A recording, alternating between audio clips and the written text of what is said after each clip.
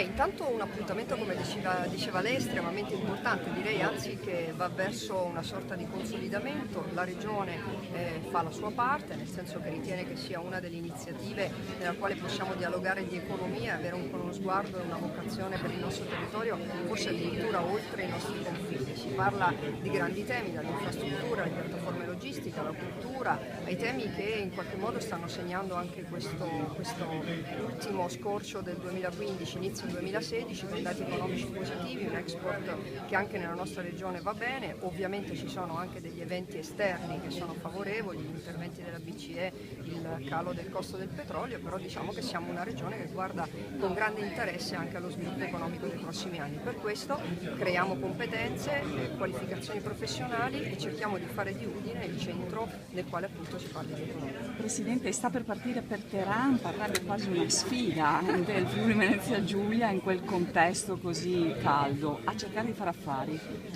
Ma a dire il vero, è un paese estremamente interessante ed è molto attento alle iniziative culturali e alla ricerca. Noi siamo un territorio che ha delle aree di ricerca imponenti a partire dalle università, andiamo quindi a capire se ci sono margini per allargare quelle che sono le previsioni già contenute nei protocolli di intesa che il nostro paese ha sottoscritto a Teheran proprio nei mesi scorsi. La Regione ha la capacità di tessere relazioni internazionali ed è estremamente interessante per quel territorio. Dall'altra parte facciamo anche un lavoro importante con i musei e i polimuseali, perché vorremmo iniziare un percorso di scambio utile e interessante per il nostro territorio, non solo Aquileia, ma partiamo sicuramente da Aquileia.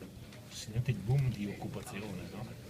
Durerà anche quest'anno, immagino. Beh, insomma, intanto io non mi metto tra quelli che hanno commentato i dati dicendo non è vero, durerà poco, finiremo male, perché credo che questo Paese debba davvero fare uno sforzo straordinario, anche culturale, iniziare di nuovo a credere in se stesso, quando c'è un dato positivo confermarlo come dato positivo e ricominciare naturalmente tutto un lavoro lunghissimo, anche perché sono dati positivi che vengono da un grande e lungo momento di recessione che questo Paese ha avuto. Quindi li commento positivamente, credo però che siano ovviamente il primo gradino verso un percorso estremamente lungo di crescita che dobbiamo ricominciare a fare.